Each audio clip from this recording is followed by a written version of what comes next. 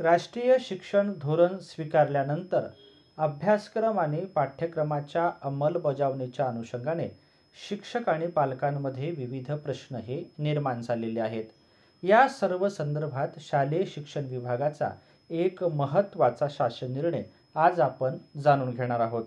या शासन निर्णयाच्या माध्यमातून शाळांचं वेळापत्रक हे कसं राहणार असून तासिकांची विभागणी कशी होणार आहे, यासोबतच मूल्यमापनाची प्रक्रिया कशी असेल, विषय योजना ही नेमकी कशी राहणार आहे, पाठ्यपुस्तके आणि पाठ्यसाहित्यामध्ये नेमका कशाचा अंतर्भाव होणार आहे, यासोबतच अभ्यासक्रम व पाठ्यक्रम निर्मिती व सेतू अभ्यास या संदर्भात नेमकं काय धोरण आहे, विशेषतः भाषा विषयक धोरण काय असणार आहे आणि अत्यंत महत्त्वाचा प्रश्न म्हणजे नवीन अभ्यासक्रमाची अंमलबजावणी ही कधीपासून होणार आहे आणि त्या अनुषंगाने आकृतिबंध सुद्धा काय असणार आहे, अशा अनेक महत्त्वाच्या प्रश्नांची उत्तर देणारा आजचा हा शालेय शिक्षण व क्रीडा विभागाचा दिनांक 16 एप्रिल 2025चा महत्त्वाचा असा शासन निर्णय आपण जाणून घेणार आहोत. आत्मीय शिक्षक बंधू आणि भगिनींनो, नमस्कार. मी माझ्या शैक्षणिक यूट्यूब चॅनलमध्ये आपल्या सर्वांचं सहर्ष स्वागत करतो. आज आपण राष्ट्रीय शिक्षण धोरणाच्या अनुषंगाने एक महत्त्वाचा शासन निर्णय जाणून घेणार आहोत. अशाच प्रकारचे विविध शासन निर्णय जाणून घेण्यासाठी माझ्या या यूट्यूब चॅनलला लाईक करा, सबस्क्राईब करा आणि शेअर करा, अशी नम्र विनंती मी आपल्याला या व्हिडिओच्या निमित्तानं करतो आहे. सुरुवातीला या शासन निर्णयामध्ये प्रस्तावना आहे. या प्रस्तावनेचा महत्त्वाचा भाग आपण जाणून घेऊया. नवीन राष्ट्रीय शिक्षण धोरणामध्ये पूर्वीच्या 10+2+3 या रचनेमध्ये बदल करून 5+3+3+4 याप्रमाणे रचनात्मक असा बदल करण्यात आलेला आहे आणि त्या अनुषंगाने हा एक महत्त्वाचा शासन निर्णय आहे. याच्यातली प्रस्तावना जी आहे ती महत्त्वाची आहे, परंतु व्हिडिओची लांबी वाढू शकते, म्हणून आपण थोडक्यामध्ये हा शासन निर्णय सांगण्याचा प्रयत्न करणार आहोत. जर आपल्याला संपूर्ण शासन निर्णय व्यवस्थित वाचावयाचा असेल तर त्यासाठी महाराष्ट्र शासनाच्या संकेतस्थळावर संकेतांकाच्या सहाय्याने आपण तो पाहू शकता. संकेतस्थळ आणि संकेतांक हे या GRच्या अगदी शेवटी दिलेला आहे. आता आपण जाणून घेऊया शासन निर्णय काय आहे. तो महत्त्वाचा भाग आहे तो आकृतिबंधाचा. आता प्राथमिक, माध्यमिक आणि उच्च माध्यमिक या स्तरांच्या ऐवजी पायाभूत स्तर, पूर्व तयारीचा स्तर, पूर्व माध्यमिक स्तर आणि माध्यमिक स्तर असे 4 महत्त्वाचे स्तर असणार आहेत. पायाभूत स्तर हा बालवाटिका 1, 2, 3 आणि इयत्ता 1ली आणि 2रीचा. पूर्व तयारीचा स्तर हा 3री, 4थी आणि 5वीचा असेल. पूर्व माध्यमिक स्तर हा 6वी, 7वी आणि 8वीचा असेल. तर माध्यमिक स्तर हा 9वी, 10वी, 11वी आणि 12वी या वर्गांच्या संदर्भात असेल.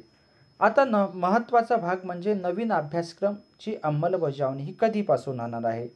राष्ट्रीय शिक्षण धोरणानुसार तयार करण्यात आलेल्या नवीन अभ्यासक्रमाची अंमलबजावणी राज्यातील शाळांमध्ये सर्व संबंधित विभागामार्फत सन 2025-26 पासून टप्प्याटप्प्याने होणार आहे.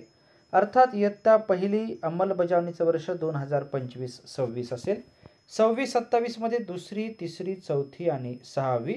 2027-28 मध्ये 5वी, 7वी, 9वी आणि 11वी आणि 2028-29 मध्ये 8वी, 10वी आणि 12वी अशा प्रकारचे वर्ग आणि अंमलबजावणीचं वर्ष हे प्रामुख्यानं राहणार आहे.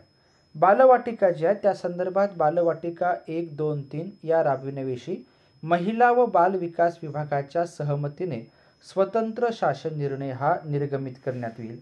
त्यानंतरचा महत्त्वाचा भाग आहे ते भाषा विषयक धोरण. राज्य अभ्यासक्रम आराखडा शालेय शिक्षण 2024 नुसार यापुढे इयत्ता 1ली ते इयत्ता 5वीसाठी मराठी व इंग्रजी माध्यमांच्या शाळांमध्ये हिंदी ही तृतीय भाषा म्हणून अनिवार्य असेल. अन्य माध्यमांच्या शाळांमध्ये इयत्ता 1ली ते 5वीसाठी माध्यम भाषा मराठी व इंग्रजी अशा 3 भाषा अभ्यासल्या जातील. इयत्ता 6वी ते इयत्ता 10वी करता भाषा धोरण हे राज्य अभ्यासक्रम आराखडा शालेय शिक्षण प्रमाणे असेल. यानंतरचा महत्त्वाचा भाग आहे तो अभ्यासक्रम व पाठ्यक्रम निर्मिती व सेतू अभ्यास.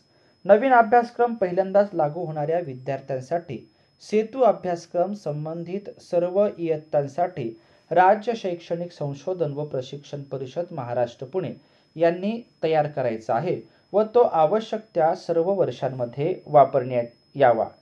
यानंतरचा पुढचा भाग आहे तो पाठ्यपुस्तके आणि पाठ्यसाहित्य.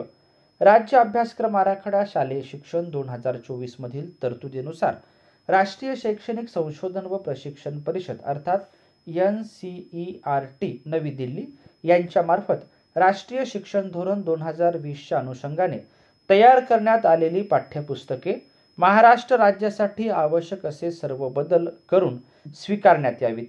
राष्ट्रीय शिक्षण धोरण 2020 अंतर्गत नमूद पायाभूत साक्षरता आणि संख्याज्ञान शिकणे हे सर्वांगीण, एकात्मिक, आनंददायक आणि रंजक असणे, आवश्यक शिक्षण आणि तार्किक विचारसरणी वाढविण्यासाठी अभ्यासक्रमाचा मजकूर कमी करणे, अनुभवात्मक शिक्षण इत्यादी बाबींचा अंतर्भाव अभ्यासक्रमामध्ये असणे आवश्यक आहे.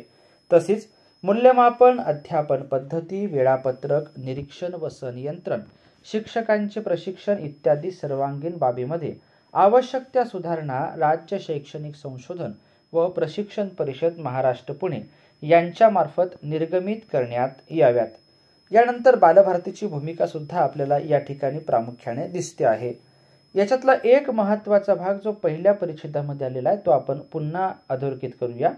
NCERT नवी दिल्ली यांच्यामार्फत राष्ट्रीय शिक्षण धोरण 2020च्या अनुषंगाने जी पाठ्यपुस्तकं तयार करण्यात आलेली आहे त्यात महाराष्ट्र राज्यासाठी आवश्यक असे सर्व बदल करून ती स्वीकारण्यात यावी असा एक महत्त्वाचा मुद्दा आपल्याला या शासन निर्णयामध्ये प्रामुख्याने दिसतो आहे. पाठ्यपुस्तक व पाठ्यसाहित्यामध्ये अन्यही काही महत्त्वाचे मुद्दे आहेत ते आपण या ठिकाणी यथावकाश व्यवस्थितपणे पाहू शकता. त्यानंतर आहे विषय योजना. राज्य शैक्षणिक संशोधन व प्रशिक्षण परिषद महाराष्ट्र पुणे यांनी तयार केलेल्या राज्य अभ्यासक्रम आराखडा पायाभूत स्तर 2024 व राज्य अभ्यासक्रम आराखडा शालेय शिक्षण 2024 यामध्ये सुचवलेली विषय योजना अंमलबजावणी टप्प्यानुसार राबविण्यात यावी. याबाबत अधिक स्पष्टतेसाठी आवश्यकतेनुसार राज्य शैक्षणिक संशोधन व प्रशिक्षण परिषद महाराष्ट्र पुणे यांनी सविस्तर सूचना निर्गमित कराव्या. त्यानंतर आहे मूल्यमापनाच्या संदर्भात. मूल्यमापनाच्या संदर्भात एक महत्त्वाचा बदल आपल्याला या ठिकाणी दिसतो आहे तो म्हणजे HPCच्या माध्यमातून. या संदर्भात एक महत्त्वाचं प्रशिक्षणही मार्च महिन्यात झालेलं आहे. राष्ट्रीय शिक्षण धोरण व राज्य अभ्यासक्रम आराखड्यामधील तरतुदीनुसार शालेय विद्यार्थ्यांसाठी मूल्यमापन विषयक मार्गदर्शक सूचना राज्य शैक्षणिक संशोधन व प्रशिक्षण परिषद महाराष्ट्र पुणे यांनी स्वतंत्ररित्या निर्गमित करावी. त्यासाठी समग्र प्रगती पत्रकाचा अर्थात HPCचा आधार घ्यावा. यानंतर महत्त्वाचा जो भाग आहे तो शाळेचं वेळापत्रक आणि तासिकांचं नियोजन. राज्य अभ्यासक्रम आराखडा पायाभूत स्तर 2024 व राज्य अभ्यासक्रम आराखडा शालेय शिक्षण 2024 यामध्ये सुचवलेल्या दैनिक, साप्ताहिक, वार्षिक वेळापत्रकानुसार इयत्तानिहाय, विषयनिहाय निश्चित केलेल्या तासिकांची संख्या व कालावधीनुसार राज्यातील सर्व शाळांमध्ये अंमलबजावणी करण्यात यावी. सत्र निश्चितीचा कालावधी हा माननीय संचालक प्राथमिक आणि माध्यमिक यांनी माननीय संचालक राज्य शैक्षणिक संशोधन व प्रशिक्षण परिषद महाराष्ट्र पुणे यांच्या सल्ल्याने निश्चित करावा.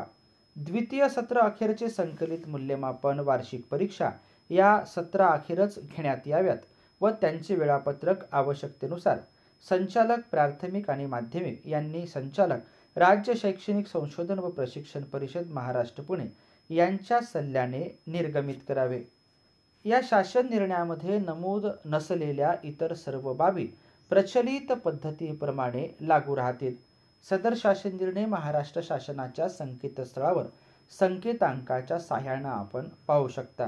त्यासाठी संकेतस्थळ आणि संकेतांक हे आपल्याला या ठिकाणी दिसते आहे.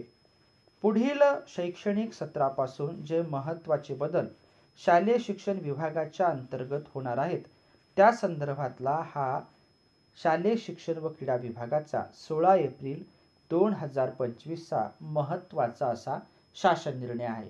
हा शासन निर्णय मुख्याध्यापक, शिक्षक, शिक्षकेतर कर्मचारी यांच्यासह पालकांसाठी सुद्धा अत्यंत महत्त्वाचा असा आहे. हा शासन निर्णय आपण या ठिकाणी थोडक्यामध्ये जाणून घेतला. सविस्तर शासन निर्णय आपण संकेतांकाच्या आणि संकेतस्थळाच्या सहाय्यानं पाहू शकता. सदर शासन निर्णय आपण या ठिकाणी जाणून घेतल्याबद्दल आपल्या सर्वांचेच मनापासून धन्यवाद.